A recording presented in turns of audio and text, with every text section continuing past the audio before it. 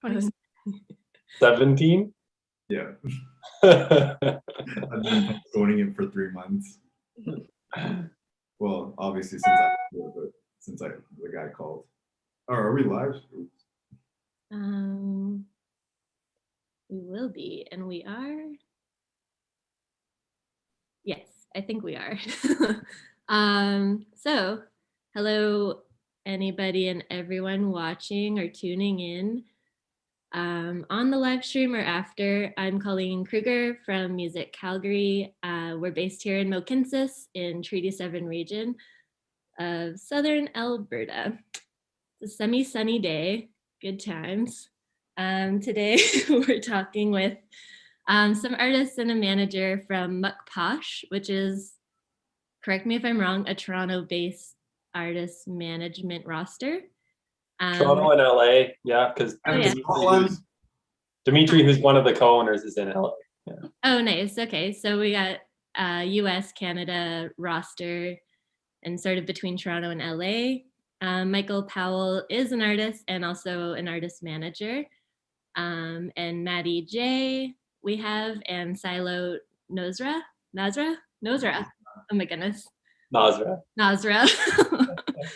Classic me. But yeah, so I'm just gonna hand the mic to Micheal and he can introduce Muk Posh and yourself, and then we'll just do a little intro and then jump right into a conversation about platforms and our audience engagement and live streaming and all the things that we've all been exploring this past year. So yeah, Micheal, can you give us a little history on Muk Posh and the roster? For sure, yeah. So I'm Micheal Powell.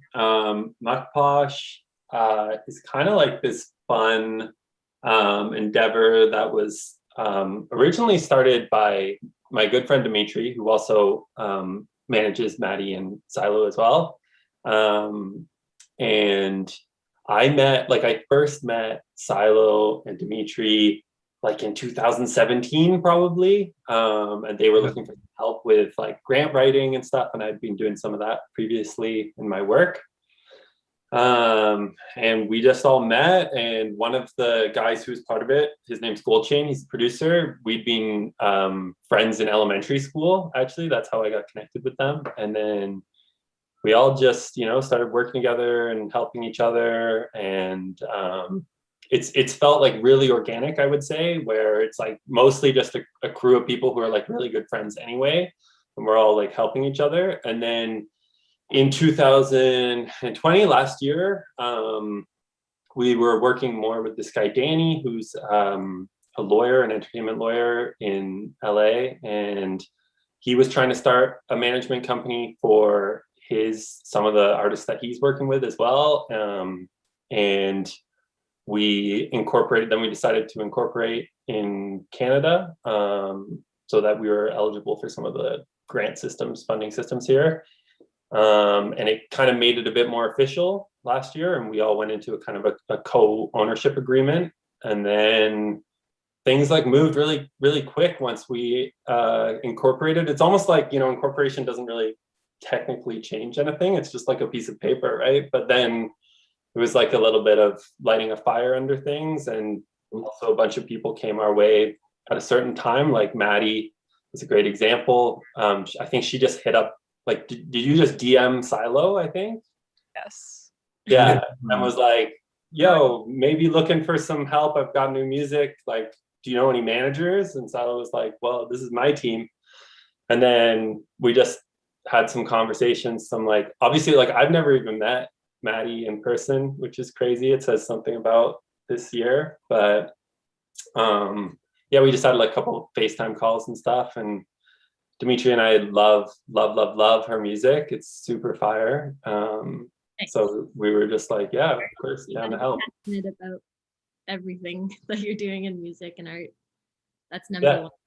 Always. Yeah, exactly.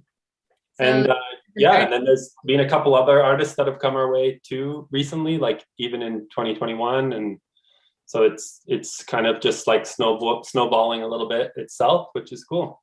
Yeah. Amazing. So it's like within the past year, really all of this is Yeah, like we've been a crew, like the core, I would say, which is like Runway, the Catwalker, and like Sylo and Gold Chain and Dimitri and stuff. Like we've all been hanging and working on this stuff for years. But in the last year, it's become a bit more official, and we have like an Instagram page and stuff. That's what the official, not the incorporation documents. You gotta have a digital footprint. Maddie, so tell us a little bit about yourself and like what you do as an artist, and then how you got involved.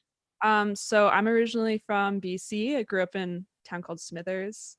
I moved to the States like 7 years ago now, though, to go to school, and I've been living in LA for the last few years.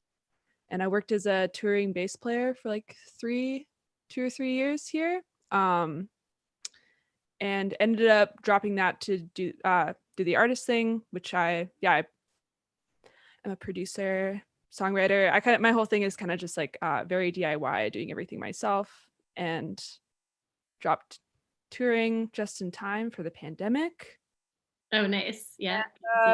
Now I'm full-time artist. So brilliant. Yeah. And then within the past year, you became a full-time artist. Yeah, totally. I've been releasing music since like 2019, but I was still touring a lot up until like March of last year. Ironically, not even because of the pandemic. I just like had decided to quit. Yeah. That sort of job. Time. Yeah, really good time. Yeah. Amazing. Sylo, tell us a little bit about. Hello, I'm Sylo Nozra. I'm from Scotland. It's a little bit overcast here, but it's good anyways. You can carry this on. I'm not crazy, I'm just a little unwell, that's all. But sorry. I love speaking that accent, it's just so fun. I'm from Toronto, actually. My name is Sylo Nozra, and that is my stage name. My actual name is Albert Han, and I've been making music since 2016. That's when I started my artist project. I've just been doing it since, and just kind of coasting and just living, and it's been nice to have this team to work with, to grow with and develop with, and to see where it is today. It's like I'm proud to be part of the family. So and I'm really happy to see Maddie here as well. And like I remember we met in person. I don't know if you remember, but it was at that SoCan meeting. Yeah. And I remember you told me that you were touring with Summer Walker at that time, right? Yes. Yeah. Yeah. So that was really cool. And here we are. So thanks for having us. Yeah. And if you want me to keep talking in Scottish accent, I will gladly do so. You can try. And then we'll get some comments from some people in Scotland and be like, some angry comments. That's fine. I've been told it sounds very authentic. So it opens us up to a new audience, Good. So it's sort of inspiring to the fact that you've like created Maddie, like you're doing some production and starting this past year. So you're probably navigating a lot of new platforms and different things and like how to build an audience. So like what's that experience been just in terms of getting some exposure?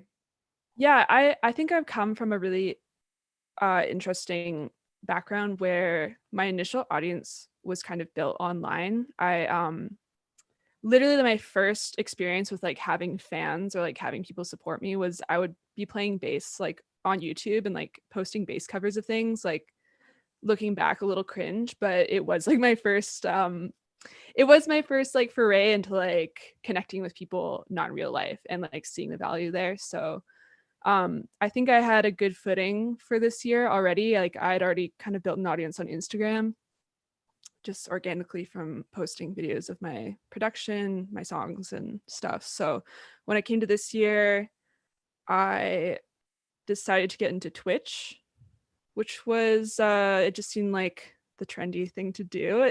It felt like a cool time to be an early adopter of it. Not even that early, but like as a musician. Mm-hmm.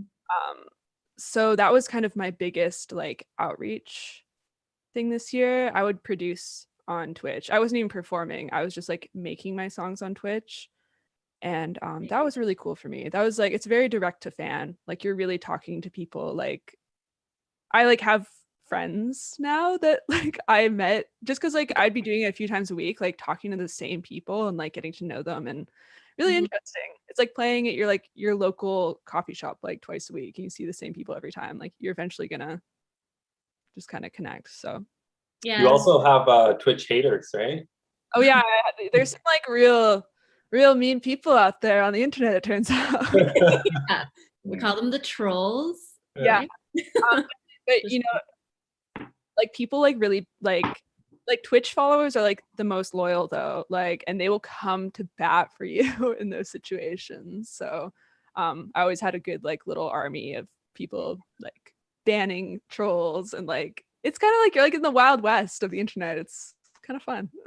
Yeah, amazing. I've heard from other artists too, like they've really loved utilizing Twitch in terms of like just the actual quality of the fans and like your engagement with them, because they're like, oh, I'm gonna have a hard time going back to the club because you don't actually ever have a chance to chat with anybody, or like it doesn't give you that kind of time to Very chat with different people. kind of relationship than like a fan Mhm. artist relationship, where usually it's quite distant. Like it's very up close. Like these people know a lot about me. They've spent I did a project where I was streaming like 10 hours a day.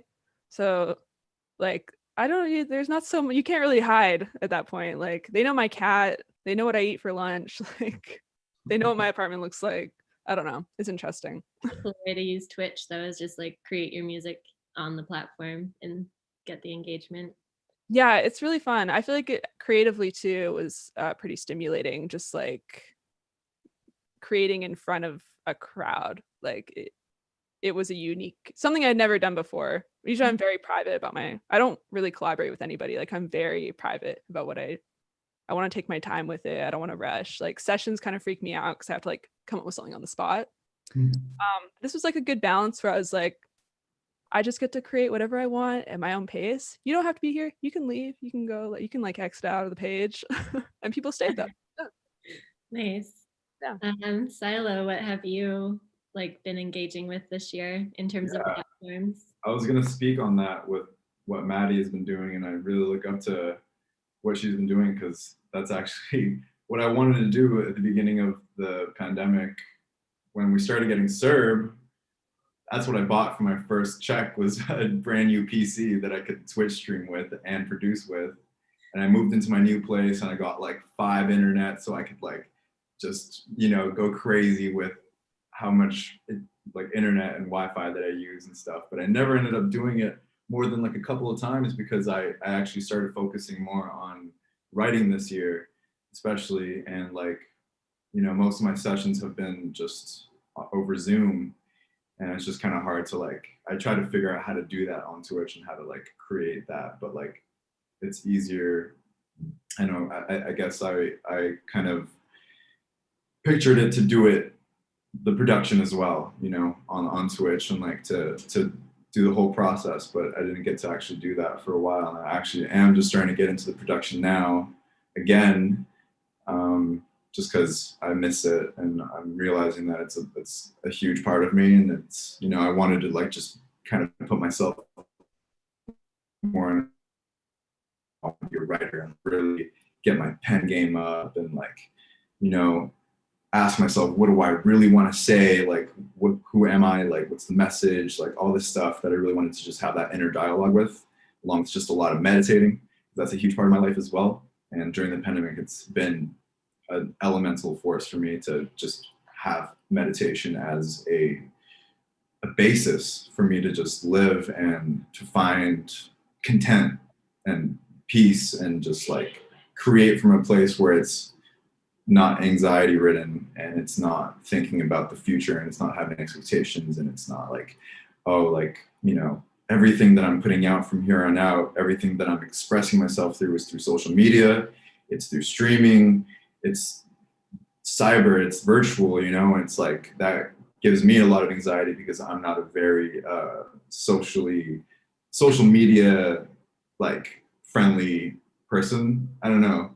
I want to be, and I have it in me, but like it's taken a lot of time for me to get, you know, used to that and like to grow that part of me myself, because I am introverted in a lot of ways.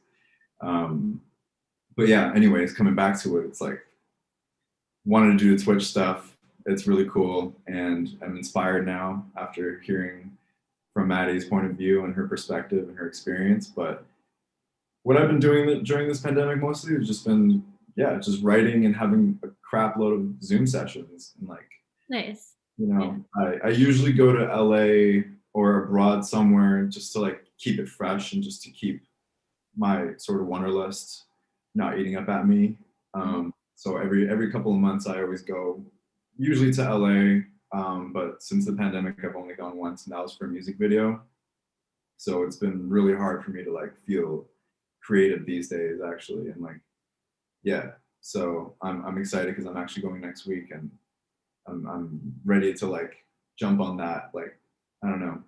I feel like an actual artist when I'm always moving around and like, Yeah, I 100% understand that. 100%. yeah, I'm living such a mundane and like tedious lifestyle, or like, Yeah. I don't know. It doesn't make me feel like I'm experiencing life to the extent that I want to like share it on some level. You know? There's only so many Zoom call tours that you can have with other people, you know? Yeah, like, exactly. Your backyard. Like, yeah. What's going on? I know I definitely, that's a nice takeaway. So there's like one perspective of like diving into the using digital platforms and engaging.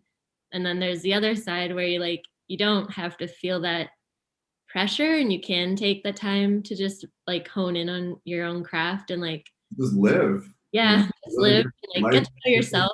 Your art will only benefit from it, really. Exactly. But yeah, it's a challenge if you're sort of the type of person that needs a dynamic environment and like being creative in that way.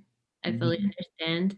I think Maddie was like, sorry. Oh, I was just gonna just like from a songwriting perspective, like what you were just saying about needing to travel and do things. I feel like I definitely ran up against a wall earlier that I like had a huge writer's block like starting January of this year, because I was like, there's only so many songs I can write about being anxious in my room. Yeah.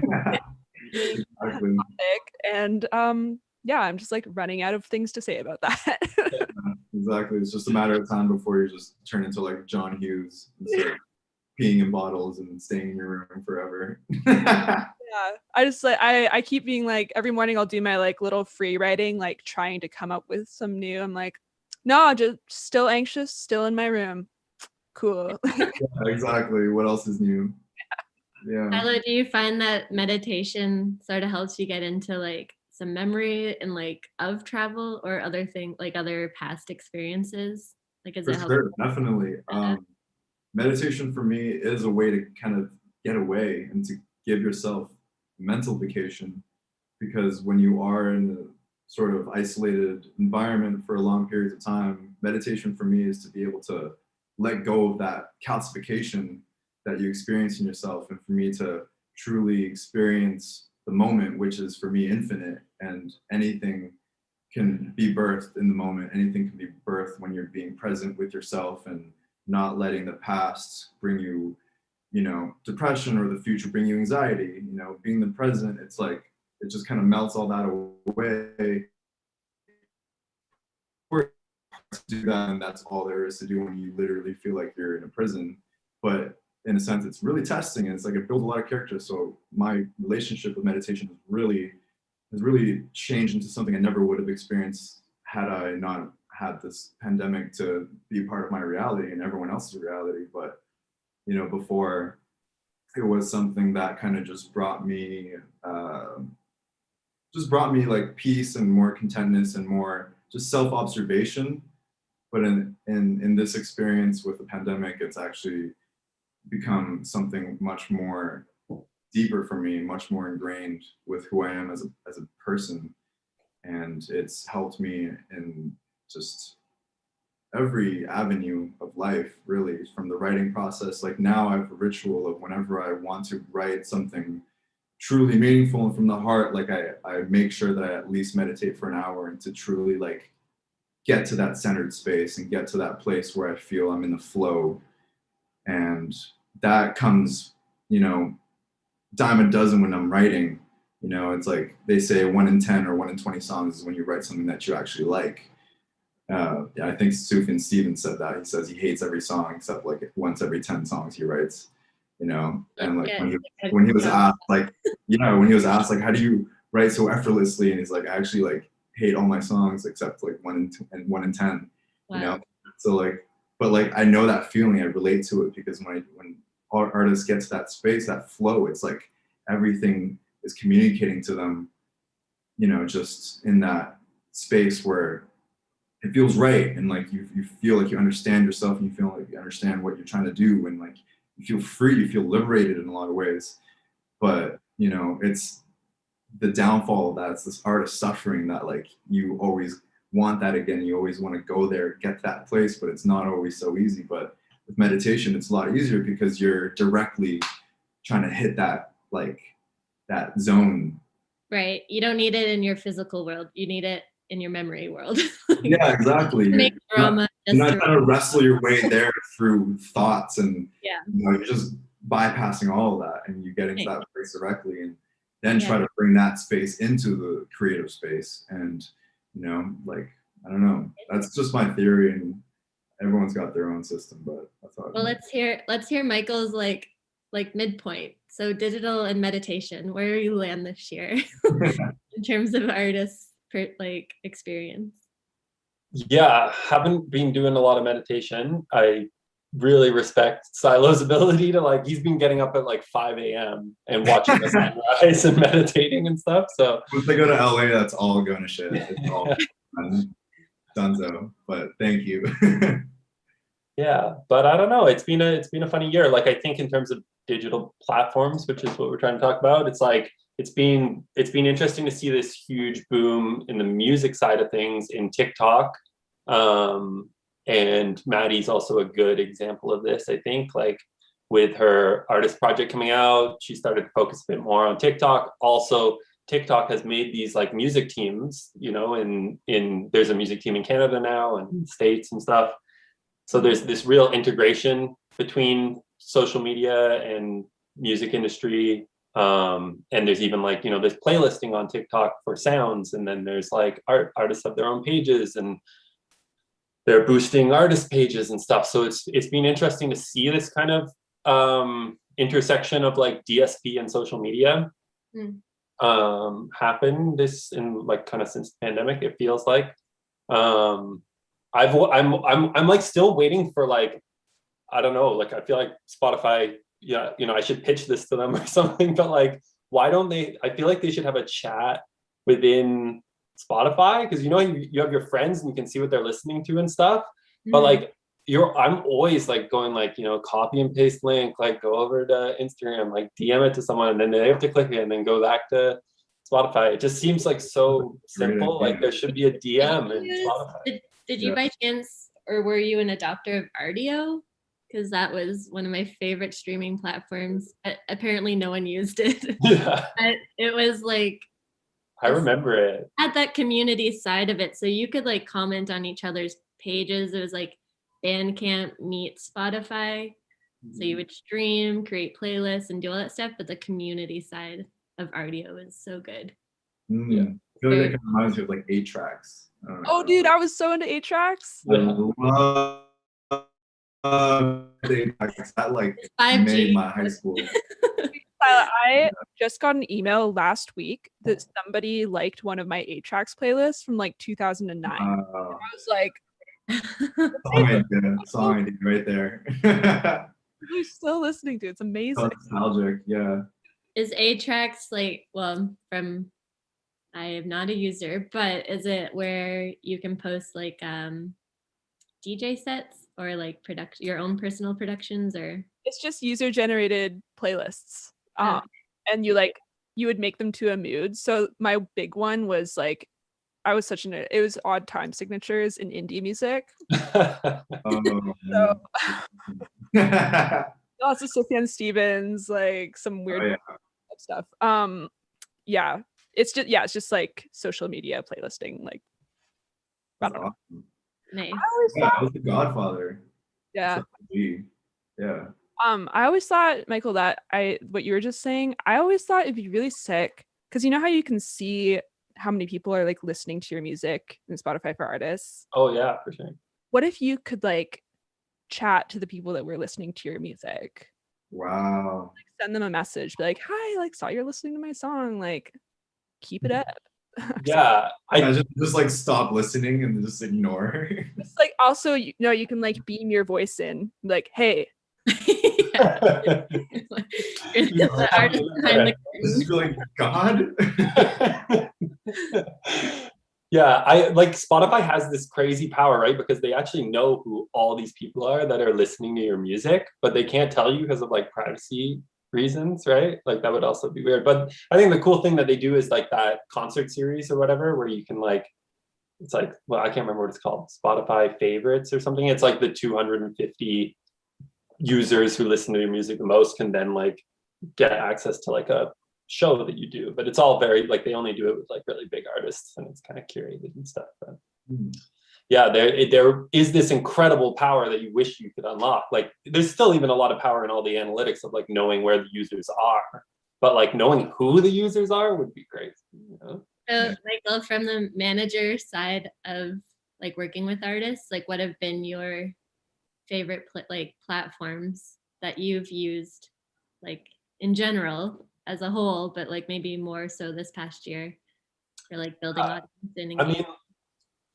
shout out to like Apple and Amazon, because you know I feel like everyone just focuses so much on Spotify, and partly just I feel like because you can see the metrics publicly on Spotify and it's all like a bit of a clout thing. But Apple, you know, has crazy amounts of users, and I think their playlisting has gotten really dope. Like I think they used to be behind the game compared to Spotify and like having cool playlists for discovering music, but at this point I feel like they have so many cool playlists, and they've also been really great at supporting artists, supporting both Maddie and Sylo, and also like feeling like, and same for TikTok and same for Amazon, like feeling less like gated closed door than Spotify and more like hit us up, like let's talk, like let us know about your projects, which I really respect. I think one of the things I try to really hold on to in the music industry, and is definitely a part of Muk Posh and stuff, is like, I don't know, just like kind of having fun with it and being like nice people and like not trying to worry too much about being like, I don't know, like the music industry can kind of get you down a little with everyone trying to be really fucking cool or like not answering DMs or whatever, you know? Like I work at a label too, and I have people send me like emails being like, please sign this stuff. And I always try to like write back something nice, just being like, you know, instead of just ignoring people or whatever. Yeah. Yeah, it can be hard. I mean, there's definitely certain ways to go about it. Like with Muk Posh, you guys are creating a community, and there are ways that you've all entered into like a circle together. Like you, Michael, know the other owners, and then you're an artist and you know another artist, and then you know Sylo, and then Sylo knows Maddie, you know. So it's like it all really helps when you have a community, and it helps you get your foot in the door with like a brand, more so like a music brand, a label, a management roster, and all that stuff. So like what you're creating is that, but there are certain ways for artists to approach you probably and how they're gonna like enter the community, so to speak. Yeah. I would think. Do you utilize Bandcamp quite often? Like on the label side of things, like at Dine Alone, there's a lot of artists using Bandcamp in a heavy way because they're selling a lot of physical and stuff. And they've been doing these like, you know, not taking the fee days, which has been great. But for Muk Posh, hasn't been a big thing. There hasn't been a ton of physical in general. I feel like a lot of the artists are pretty digital based artists. Maddie, we're working on some vinyl right now for the new EP, which is going to be fun, but that's just going to be a small kind of exclusive run of 200, and I don't even know if we're going to put any on Bandcamp. So I've been on Bandcamp for a long time. And I don't know, like I definitely see the value of it, but I think it is more valuable to people who are based in like a very grassroots. I mean, I have this weird blend of grassroots and also trying to like come at it full force, like with digitally and everything else. But yeah, people who have like been playing live for a long time and sell physical copies is perfect. Yeah. Like it's like a storefront for a band, you know? Yeah, it definitely is that. But I guess, well, I'm not trying to sell Bandcamp to y'all, but No, please do. I'm just like, yeah, it's like what artists are using what platforms and why, and like how are you in, like how is your audience getting to you? So like Twitch is like great because you're creating communication and like relationship with your artists. Instagram, you're like creating a style, like utilizing playlisting is like a great way to like just get your music out there into the ether and get streams. But like, yeah, over the past year, like what are the platforms that are really like helping you move the needle or like get ahead in certain ways, I guess. TikTok. Is that my question? I don't know. Yeah. Yeah, but yeah. TikTok So- to me is like scary, freaking like addictive, dopamine pumping, like superficial hellscape of opportunity. 100%. That's their tagline. I love that. Honestly, It's scary. I haven't even started using TikTok, and I'm like, how? What is this I It's- love thing? you love it? I love TikTok. It's so It's fun. Yeah. Yeah. Yeah, but we need Sylo to start posting on his artist I page. know. I'm just like, because I want to get into video editing. I don't want to like post like just covers and stuff, you know, or like just performance. Like the way I see TikTok is like it's sort of showing the next evolution of just creators in general. Like I think we all should try to create in every avenue and like have your main thing, of course, obviously, but like I love when people are showing like their fashion, like their fits and like their video editing of like collage of like, you know, stitching together videos from their personal lives and like talking about like what they're going through and like reading, I don't know, a poem that they wrote or like doing just like other things like that. And I'm kind of just like trying to like piece together what I want to do. And I've been recording a lot and like kind of like a little chipmunk, just like, you know, keeping my nuts and seeds in a corner. But like, I want to know, like, I mean, yeah, that's how I see TikTok is like, this is the next sort of echelon of being a creator of like, we're just here to just express ourselves as humans. And like, I love how TikTok kind of encourages everybody through the algorithm, not just like the people who are already killing it, but like anyone can go viral, anyone can have thousands of views, millions of views or whatever. Like, I love that. And it's like, I don't know how much longer it's going to be that way. And it's always evolving, like since the first time I got it up until now, like I've evolved with it in terms of how I use it, but like, it's just everything is so like, again, wild west of whatever, like we don't know what's happening, you know, and like the pandemic has really made it seem like that too. But I will post soon. I want to figure out like what I want to do, how I want to do it, and also most of all to create consistency, because again, like I have my ups and downs like regarding social media, and like when I'm on a momentum, like I'm great at posting and keeping up and like whatever, but when I'm off it, it's like I go ghost, you know. And then I just don't want to do that with TikTok. I want to do it properly. So like, but I see Maddie's TikToks as I see her through my algorithm sometimes and like my For You page, and like, you know, I'll be following all. it's so fearless, and like I look up to you. Oh, Yeah. I am. Yeah, I feel like what you're saying. I mean, I feel like you have a really strong like curation to what you do, and that is like so hard. And I'm just like always throwing stuff at the wall and like seeing what works, and like I should be doing that too. I'm full of excuses. I'm full of BS right now, so I should be throwing shit at the wall too. You're right. You're right. I always like I'll like sit down. I'm like, okay, I am gonna do a TikTok, and like I'll like write down these ideas, and these are all terrible. Like, I don't know. I love them though. Like they're really, that's the cool thing, is that you're really transparent with your authenticity. That's the most important part, in my opinion, is like how you're coming across, and like you don't seem like you're faking it or forcing anything. Like you're really just being yourself, and you're enjoying nerding out and like doing your thing. And like who cares? Like that's the cool thing about TikTok, is like you can be a dork, you can be the coolest person, you can be whatever you want to be, but as long as you're being you, like then on it, girl, work it. Like There's a you're lot serving. like you don't have to be one thing for sure. I remember you had like this realization, Maddie. You were like, you texted Dimitri and you were like, I think I understand TikTok. And then all your posts started getting better. They were more like TikTok-y posts, like really authentic, like you being you like showing your producing techniques and coming up with funny ideas from like decades, whether they're shiny or matte. Yeah. Turns out you just say things that you would normally just like tell your roommate, like, yeah, exactly. what if like this, and then you tell the internet instead. Turns out. I think it's great for your fans to like see you as their roommate, or like see you as, you I know. love that. That's awesome. Yeah, I mean, Mac DeMarco like has created that world. Yeah. Of like him giving away his address at the end of the album. It's just like, hey, let's talk, let's be friends. Yeah, I think you regretted that. For sure, for sure. Like no?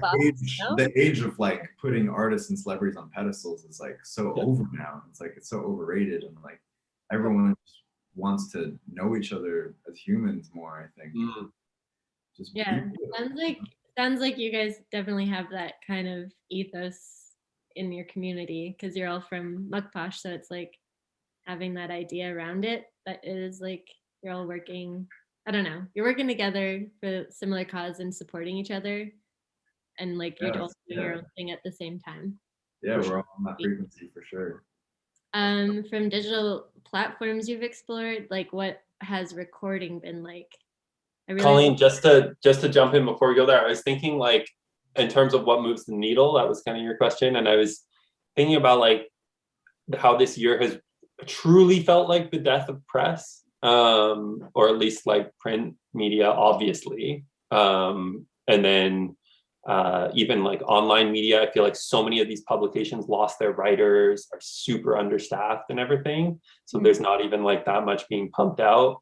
So it's been interesting to see this shift to like, which was already happening, but it feels like so relevant now, this shift to like TikTok and Instagram, like curation accounts being like the taste makers and press and stuff. And like, for example, with Maddie's last single, we were like, so with her first single that we put out, we got like a bunch of press in, and we were like, sick, this is really helpful. And then with the next one, we just weren't really getting much back. And we were like kind of I was a little worried. I was like, you know, you kind of need that like one legit press piece to like tie with it. But then we got like it's doing better than the one before. Like, you know, it's really felt this year like what's moving the needle is things that are happening on socials and not press anymore, unless it's like that game changer press, like the really big stuff that everybody yeah, so that it's like more on the shoulders of the artists and like the community behind the artists to move the needle, I guess. Exactly. And like subtly connecting with like playlist curators on social media and stuff like that. I think Maddie's seen a little bit of this like backdoor stuff that we do to try to get people on playlists, but yeah, well, we won't give away too many secrets. Working at a label definitely experience like a lot of those kind of development things that you're just like, how do we do this without touring, or how do we do this without like being able to be around a lot of people? So the internet definitely gives us an access point to an audience, but like then how do you communicate to them? So it's like for some of us it's still very fresh and very new, and I do think that there's a lot of value in being just your genuine self and exploring those things online, but I can see the other side, that it's like very hard to constantly be like feeling like you need to be online and like expressing something to like connect with people. I definitely had a little bit of burnout earlier this year. Like I had stopped streaming for a while because I was like, hey guys, honestly, I can't do it. Yeah. I'm so depressed. Like It's a lot. It's like it's a lot of pressure to like have to feel like you have to be on. Like the difference between going on tour, being on stage for an hour is that the online world is there 24/7. So it's on your brain to like turn it off and like give yourself a boundary, which is like very hard to do. And I think earlier, like last year when everything was starting to like shut down, there was this like quantity problem where it was just like everyone was trying to do everything all at once at the same time. And I was like, everyone slow your roll. Like this is, like quality over quantity is better for the long haul of what this is gonna be. And like we've talked with some people that do these like live streaming platforms and what that whole ecosystem is going to look like, and it's here to stay beyond when we start touring live again. Like the online world has created all these new avenues of communication and connection that are not going away. Like they're just going to be part of our overall marketing plans in the future. Yeah. So it's like sort of interesting to see how it's evolved, but I think just like being thoughtful and like conscious of like what you're doing and putting out there. And I think I would say, Micheal, that like press probably has slowed down, but I've actually found like more press participating in some ways because I feel like there might not be like a distraction for them as much on a day-to-day, like running to meetings and going to 1,000 shows in a night and not being able to like write that thing you want it to write about. Now everyone's just sitting at home. That's a good point. Yeah. That it's like one perspective, and I don't think like they're writing about everything. It's just like I have noticed an uptick in some writing in some platforms, but yeah, print definitely like harder to do on a mass and get it out there in the hands of people if they're not going out into the world. Yeah. But I think there's still cool ways to do things like small press runs and like really creating an email list and like a subscription based who you can talk to directly as often as you can, and like presenting something of substance and like quality that you want to collect over just like your weekly that you like skim through and throw away. Or About NFTs, you want to collect those? You know it. No. No. I'm not a collector in that way myself, but definitely like I think that like I've taken away from this year is like quality over quantity. And like I think for the artists who I'm like involved with, I like want to create more of a like longevity using longer timelines and create more of a desire and like sort of scarcity, and especially a scarcity online can be healthy. So kind of what's going to sift you through all the noise is like you're making something that you're really honing as an individual, and like you're trying to listen and create from that voice that is so apparent to you, and not trying to get so distracted of like what everything else is happening and everything else going on in the world. And yeah. For sure. There's like 1,001 ways to approach the world we have today. But I think like, being genuine and like creating and being thoughtful to all the things that we're doing is like probably a good takeaway that I've taken away from it all. Like, and then also just like having some healthy boundaries with the online. Like it's okay to be offline sometimes. Yeah. I'm sure a lot of time like limit function on their phones this year. Hello, your friend does not have 5G.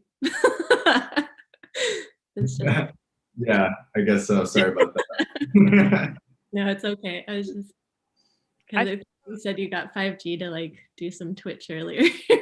Yeah, literally, I should have done this in my house. I'm sorry, guys. No, really 100% fine. He has a plug for he has a nurse friend who's been volunteering at a vaccine clinic today. So he was like, come with me, we'll wait in line. I was like, okay, I'll do the interview there. Why not? But Nice. to my demise. So, like leading into, I guess, online presentation, like have you explored beyond Twitch and like producing live? Have you done a show live or done anything? I have been like, for some reason, I've had a really hard time getting myself to do that.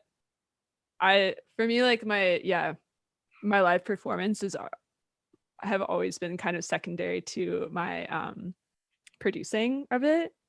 So finding a way to translate it just like I haven't been able to do it in a way that I'm proud of yet. I've done a couple little tiny things here and there, just like a couple songs on a friend's whatever festival or thing. But yeah, I think it's something, if I can't do a live show in LA this year, I should probably do that. I want to, not just I should, but I would like to do that. Nice. Yeah.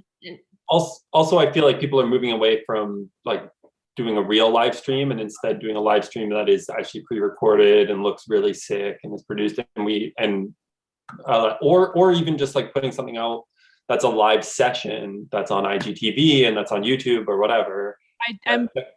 Which Maddie is doing, yeah. To give that live feel so you can like kind of experience what it would be like if you were to see it live. But yeah, hopefully like touring's coming back and we're all good. Here's hope. I know I'm usually not a pessimist in anything. But I wonder when live will be like fluid and like when borders, you won't have to question if you can like easily get home or for the sake of the world, you know? But yeah, like have you had any, Micheal, for like any of the other artists you work with, like have you used any of the paywall streaming platforms that with like selling tickets for live shows? We've done some fun stuff at the label where like you'll set different time zones for different territories and do shows in so it feels like you're on a tour, you know, like we're in this time zone now, and it's for those people, and sell tickets. But honestly, to sell tickets for a live stream, I feel like you have to be a pretty big artist, or do some like really fun marketing thing around it where it's like $5 for a ticket, but it's like that enters you into a contest to win like this sick thing or something, you know, like some vinyl and like a signed tee or whatever. I know it's very hard, and I personally feel like we're at a fork in the road where people are getting a bit digitally fatigued. Like it's hard to ask people, especially if they have an online job, to be like, stay online for another however long to watch all these things. And to pay for a live stream where live streams have come to feel like this free thing that you can just consume on social media, you know? So it's definitely, I think it's difficult unless it's a big artist. Yeah. I think it'll be like a platform, like a Netflix subscription model where live streaming, hopefully that would be rad. If one of these live streaming platforms made it a subscription and then you pay per video you watch kind of thing with your subscription. Because I would do that more so than like buying individual tickets to things, but I'm also just a very tactile person. I like love the in-person experience and like the live experience. So it's been like, I'm sure you're the same, Micheal, like you need to go to shows. Like it's part of probably what got us into the industry and got us going, you know, it's like, live music. This is fun. The experience, the emotion, all of that stuff. So yeah, it's hard to translate it perfectly to online, but people are trying. It's like it's hard to get a good mix. Like I don't it's probably not gonna be like that good. Like there are really good ones, I know, but you have to have like have a budget and like everything. Okay, this is kind of piggybacking off a question you asked earlier. I just feel like there's such a saturation of everybody can do DIY stuff now. Like there's a huge level people, especially with TikTok. There's so many people that are, like, can make music, can do a streaming show, whatever. So it like matters more than ever that you do it really, really well. Mhm. I don't Yeah, know. totally. We've hit that saturation point. So now it's moved to the you gotta be quality to like make noise on the internet. Like, it used to be really cool that I did everything myself. Like, Right. Yeah. when I was doing, and now I'm like, oh, I'm like one in a million now. Everyone's doing it all themselves. Like, this is how it is now. The world. Yeah, I know, totally. And so like you've produced all your music alone. So you're not like an in studio recording musician anymore. Oh yeah, just, So you're in your studio right now. yeah, it's my Easy. And you just transfer files to get mixed and mastered elsewhere, or do you do all that work too? I've been outsourcing mixing and mastering. It's nice. Like, I just like need another set of ears at that point. It's too much. Yeah, and we both get the work done from the same guy, and he's great. So Worth it. totally. Sylo, you said you're going to LA. So what's your dream plans to do there? Dream plans, dream hope is that I get taken out of the current sort of mentality that I'm in, and I don't know. Yeah, we're gonna spend a couple of weeks in Palm Springs, just me and my producer and a friend who helps with like merch and stuff, and we're just gonna like create sort of a think tank in the creative space. And Maddie, if you want to come, please join us. Yeah. No pressures on, just you don't have make anything crazy on the spot. We can just hang out and chill. It's a beautiful area there. We're gonna go hiking and stuff. And The pool. Sorry? Cool. Yeah. It's gonna be awesome. There's a big lemon tree in the back. Just make fresh lemonade every day. And Michael, you hopping on a plane or what? I'm tempted. I'm getting my first shot on May 12th. So once I get that, maybe. Yeah. Nice. Well, I hope that it all like opens up and becomes a little bit more fluid very quickly.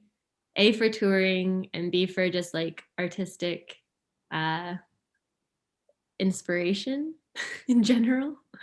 But I think the takeaway from you all is that like the community that you created is like obviously still helping you guys all be creative and like have people to bounce stuff off of and get inspired by in other ways, which is rad.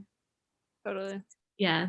Everything. Especially in these days, Mm-hmm. I'm really pessimistic today.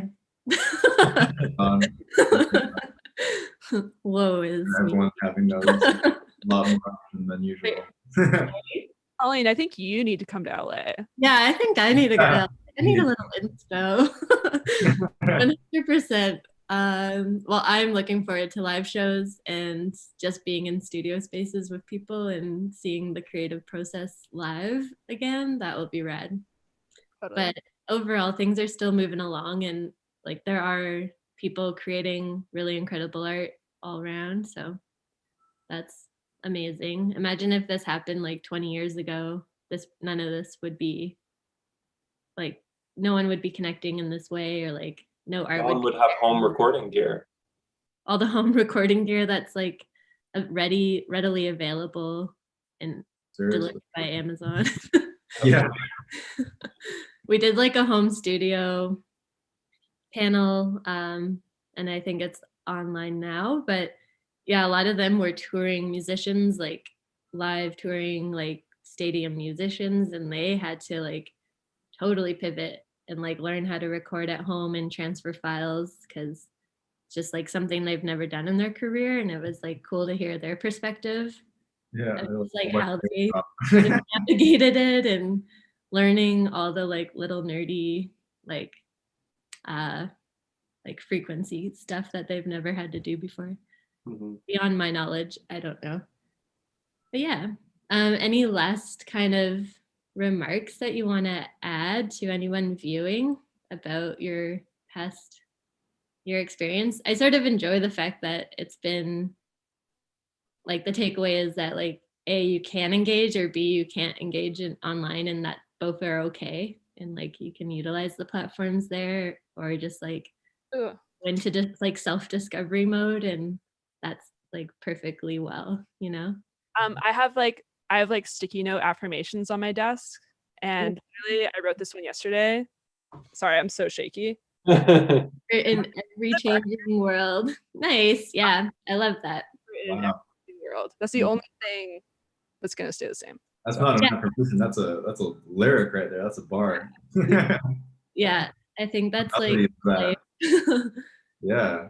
Once you realize nothing stays the same, it's like it's easier, you know? Yeah. I was talking about that with my friend yesterday. It was like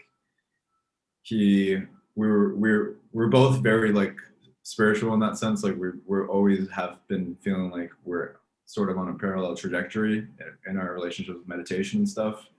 And so whenever we talk about this stuff, we both kind of just get into a meditative space because we're so understanding and so like we just resonate with each other in that sense. And like yesterday, it was just like I have this irrational fear that like just comes into mind, like what if I lose everything, you know, lose my friends, like what's gonna happen, what's that world gonna look like, you know? And like I told him, you have to be sort of learn to be comfortable with the fact that you're gonna be uncomfortable always. Like find solace in that, you know, like make that your friend, like make that feeling something that you can always rely on, is that nothing is ever gonna stay the same and everything is always ever changing.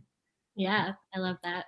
And the edge helps you grow, you know? You progress Sure. when you're a little scared. Yeah, embrace it. Well, I think our generation loves comfort, but comfort is like passive in life, you know? You need to be uncomfortable to like fully live. For sure, exactly. I don't know. Definitely. But yeah, that's okay. I like to ride my bike without my helmet. Yeah. My edge I have now, it's like all I got. Love that for you. Yeah. Michael, what's your takeaway? I'm like, I don't know. I think something about what Maddie was getting at with this democratization of music making equipment and this like, you know, it's like, yeah, anyone can do a live stream, but also anyone can make music. And there's so much music coming out. It's like, it's like overwhelming, you know, to even like be trying to like, I try to stay on top of stuff that's coming out and, you know what's going on and shit, and check New Music Friday every week and whatever. But it's like, I don't know what the take home is, but I think it's something like what we were getting at, where it's like, take your time and make music that's really good, instead of just like endlessly putting out shit. And that will cut through eventually, I think. Yeah, totally. I love, personally, from the label perspective, I'm quite loving the long timeline kind of approach. We have a digital release date, and then we have a physical release date, and like maybe some live streams in the future, but it's not all needing to happen like right away. It's like, let's go with the flow and do what feels right in the moment. Sometimes is a whole new approach to the label side. Yeah, and now it's like everyone's getting on playlists, and playlists start to not even really mean that much. And what really matters is people finding you and liking you so much to the point where they like follow you on socials and follow your Spotify and actually come back and listen. And it's like not like, it's like real fans, you know? Mm-hmm. I feel like you get those real fans from like making authentic music, not from putting out shit that sounds like everything else and just like pumping out content, you know? Yeah. Also being unafraid to like share yourself, to share yourself as a person on social media, and to like, you know, be open to the world, trust in the process, that like if you listen to what you want to do and what truly is inspiring to you, then you have to trust in the process that everything is going to work itself out, because you're doing everything that you're supposed to be doing. You know, you're making yourself happy by creating what you want to create. And of course, you're going to get distracted and, you know, have anxiety about like what you're unsure of and all that. But like cut through that noise in yourself, you know, like find your sort of quiet place and like. Yeah, nice. What if what if you're doing everything right? Hell yeah. Exactly. These are great. I need a photo of your Okay. post-its. What if? So What if is a very powerful way to start a sentence when you're manifesting? What if I got this? What if I experienced that? You know, yeah. not lying to yourself. You're just. Yeah, we could talk about like meditation and manifestation too, because it's just the power of the mind to like make like actionable decisions in your day-to-day life. So like Right. surrounding yourself with like affirmations like that is like a very like it's a very strong thing to do for your mind. Mhm. Yeah. Just surround yourself with the good things. I'm gonna go on Amazon right now. I love that like how this conversation went. Like I like the fact that it wasn't 100% like 100% digital. And I think that's like a nice takeaway from the fact that we are in a digital world, but there's also another side to it all. Yeah, this was a digital alignment. As important, if not more important, to like take a step back from the digital and just like live in your reality, you know? Definitely. I guess. But yeah, I've really enjoyed the conversation and we appreciate you guys all taking the time today. For sure. Thanks for having us, Colleen. Awesome. Yeah, Thanks. we'll put some follow links in like the YouTube for Muk Posh and all of your socials. Awesome. And yeah, hopefully people will follow and like engage with you on the digital side for now. But yeah, see you. Okay, thanks, Colleen. Bye. Bye.